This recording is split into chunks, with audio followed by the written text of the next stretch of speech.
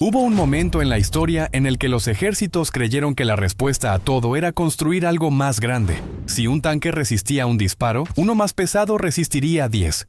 Si un barco dominaba un mar, uno del tamaño de una ciudad podía dominar el mundo. Y si un avión cruzaba una frontera, uno gigantesco podía cambiar el equilibrio de un continente. Así nacieron algunas de las máquinas militares más enormes jamás creadas. Pero no todas fueron grandes porque eran brillantes.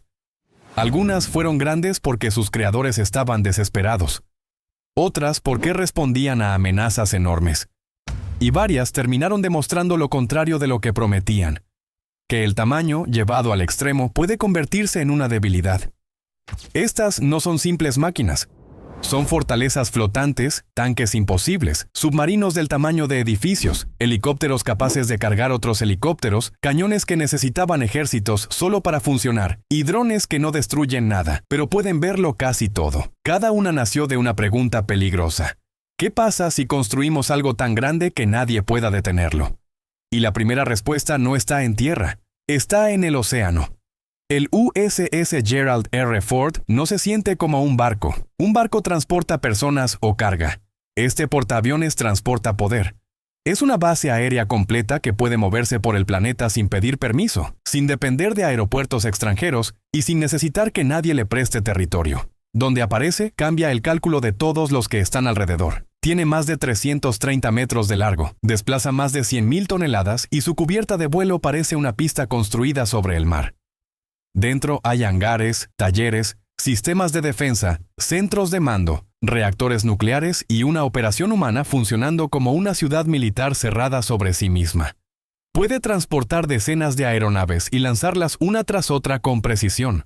La clase Ford introdujo catapultas electromagnéticas pensadas para lanzar aviones con más control, menos desgaste y mayor eficiencia que los antiguos sistemas de vapor. No solo es más grande, es una muestra de cómo la guerra moderna intenta volverse más rápida, más automatizada y más precisa. Y lo más perturbador es que no necesita atacar para causar efecto. Su presencia ya es un mensaje.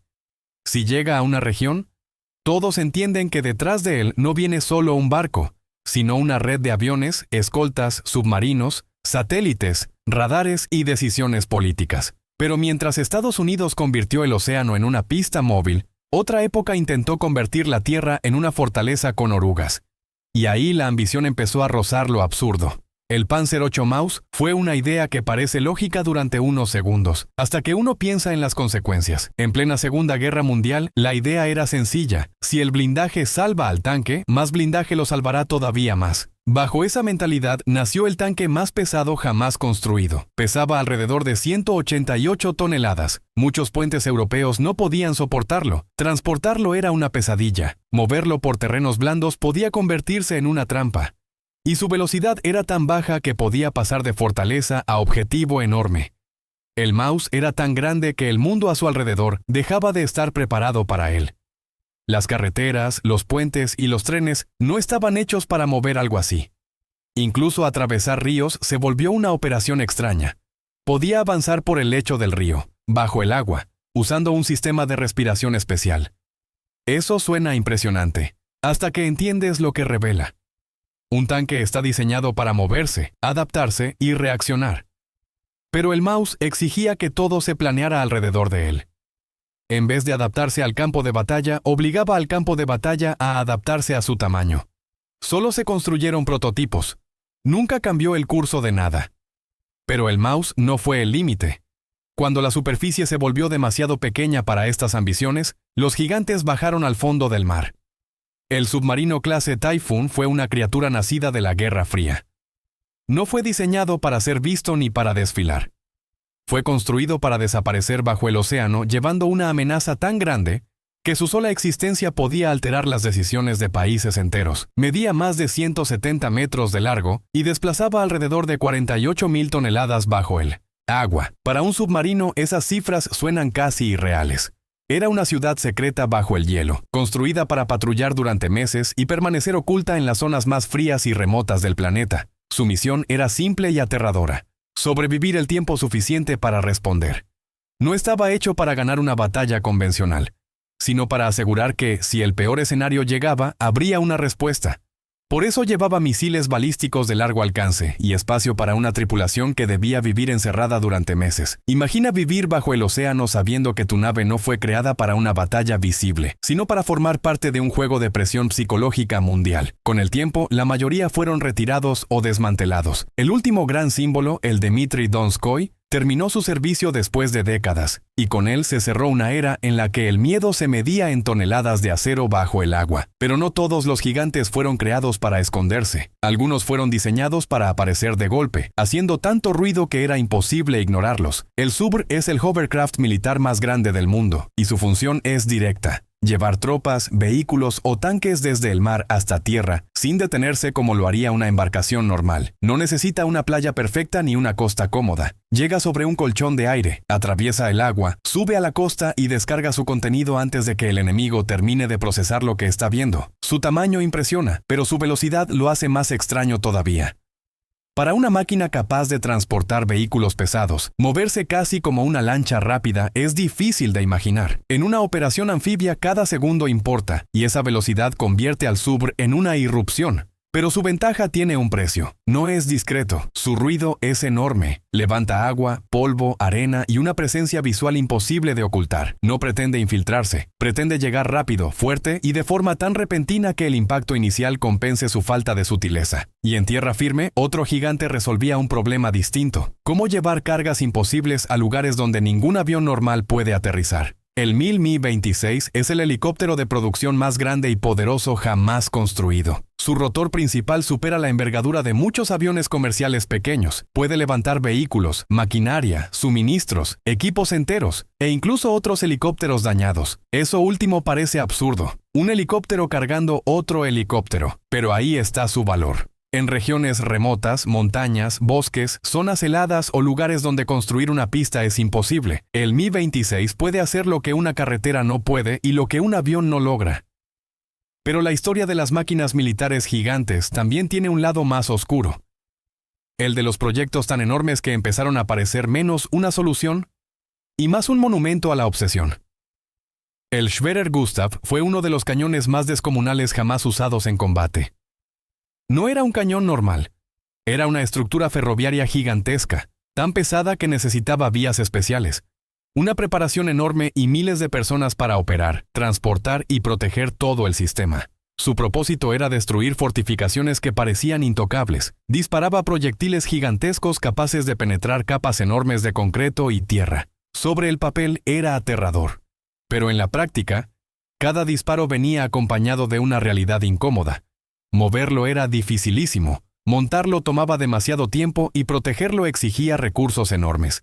Una máquina así podía ser poderosa, sí. Pero también era lenta, rígida y demasiado especializada. Funcionaba cuando el enemigo, el objetivo y las condiciones se alineaban casi perfectamente.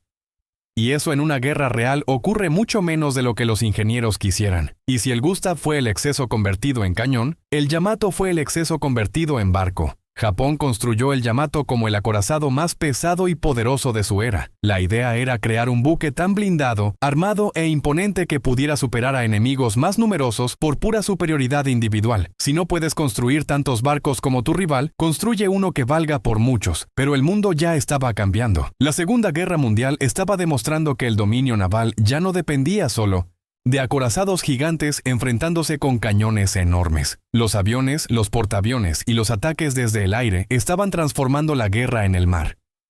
El Yamato era una maravilla de ingeniería, pero también una máquina atrapada entre dos épocas. Tenía cañones colosales, blindaje masivo y una presencia casi mítica. Sin embargo, no podía controlar el cielo sobre sí mismo. Y cuando una máquina de ese tamaño no puede esconderse ni defenderse completamente desde el aire, su grandeza se convierte en una señal visible desde muy lejos. Su final fue devastador. No cayó porque fuera débil. Cayó porque la guerra para la que había sido diseñado ya no existía de la misma manera. No era un mal barco. Era un gigante perfecto para una era equivocada. Pero incluso el Yamato y el Maus parecen razonables cuando se comparan con una de las ideas más exageradas jamás puestas sobre papel. El Landkreuzer P-1000 Rate. El Rate era un tanque propuesto de 1000 toneladas. Un coloso terrestre tan enorme que la palabra tanque empieza a perder sentido. Habría sido más largo que muchas casas, más alto que un edificio bajo y tan pesado que ningún puente normal habría podido soportarlo. Su torreta habría llevado cañones navales, como si alguien hubiera decidido poner parte de un acorazado encima de una plataforma terrestre. La idea era crear una máquina imparable. Pero ahí estaba la contradicción. Cuanto más grande se volvía, menos útil parecía. ¿Cómo lo transportas? ¿Dónde lo reparas? ¿Qué carretera lo soporta? ¿Cómo lo ocultas? ¿Cómo evitas que se convierta en el objetivo más evidente del continente? Nunca fue construido. Y tal vez eso fue lo más sensato. El RAT habría sido una invitación gigantesca para que cualquier avión enemigo lo encontrara. Era la fantasía definitiva de la invulnerabilidad, pero también una prueba de que la imaginación militar puede ir más lejos que la realidad. A veces, el fracaso de una máquina empieza antes de fabricarla. Empieza cuando su diseño olvida que la guerra no premia lo impresionante, premia lo que funciona. Y mientras los gigantes de acero terrestre y naval demostraban sus límites, el cielo estaba creando otra clase de monstruos. El Tu-160, conocido como Blackjack en Occidente y llamado Cisne Blanco por sus tripulaciones rusas, es el bombardero supersónico más grande y pesado en servicio. Su apariencia elegante contrasta con su propósito real. No fue diseñado para verse hermoso, sino para cruzar enormes distancias a velocidades muy altas llevando armamento estratégico. Tiene alas de geometría variable, extendidas para vuelos largos, replegadas para velocidades supersónicas. Esa capacidad le permite moverse entre dos mundos, el del vuelo estable y el de la carrera rápida hacia una zona crítica.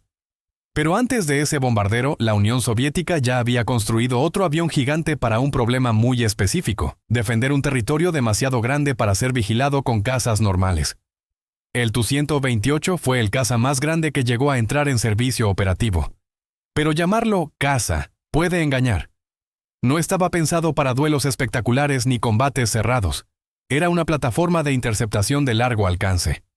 Su misión era patrullar la inmensidad del norte soviético, detectar bombarderos enemigos a distancia, lanzar misiles y regresar. Pero con el tiempo, la guerra cambió otra vez. Ya no bastaba con ser el más pesado, el más blindado o el más rápido. La nueva ventaja era ver primero, saber primero, detectar antes que el enemigo entendiera que estaba siendo observado. Ahí entra el RQ-4 Global Hawk. A diferencia de casi todas las máquinas anteriores, el Global Hawk no fue diseñado para destruir. No lleva el rugido de un hovercraft ni la amenaza directa de un bombardero. Su poder es más silencioso. Observar durante horas desde altitudes extremas, recolectar información y convertir el campo de batalla en datos. Tiene una envergadura enorme, comparable a la de un avión comercial pequeño, y puede permanecer en el aire durante más de un día completo. Desde muy arriba usa sensores, cámaras y sistemas de vigilancia para ver zonas enormes sin que la mayoría de las personas abajo tenga idea de que está allí. Y eso revela el cambio más importante de todos. Durante décadas, el poder militar se imaginaba como algo visible: un tanque enorme, un cañón gigante, un barco invencible. Pero en la guerra moderna, una de las herramientas más valiosas puede ser una máquina que no dispara, una máquina que simplemente sabe dónde está todo, porque quien ve primero puede decidir primero. Y quien decide primero muchas veces no necesita tener la máquina más grande, sino la información más clara. Esa es la ironía final de toda esta historia. Durante más de un siglo, los ejércitos persiguieron monstruos de acero. Algunas máquinas fueron brillantes, otras fueron útiles solo en circunstancias muy específicas, y otras terminaron siendo advertencias gigantescas, porque el tamaño puede impresionar, intimidar y dar ventajas reales, pero también puede hacerte lento, visible, costoso y difícil de adaptar. El Maus mostró que demasiado blindaje puede convertir un tanque en una carga. El Gustav mostró que demasiada potencia puede llegar demasiado tarde.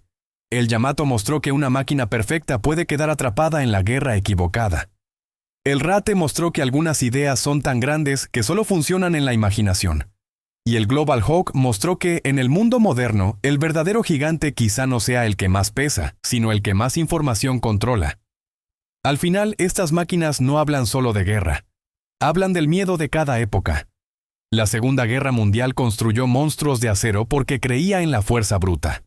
La Guerra Fría construyó submarinos y bombarderos gigantes porque temía un golpe que podía llegar desde cualquier parte. Y la era moderna construye drones, sensores y sistemas invisibles porque sabe que la próxima ventaja puede no estar en disparar primero, sino en saber antes que todos los demás. Por eso, la pregunta más interesante no es cuál fue la máquina militar más grande jamás creada. La verdadera pregunta es otra. ¿Cuántas de estas máquinas fueron realmente poderosas? ¿Y cuántas fueron monumentos enormes al miedo de quienes las construyeron?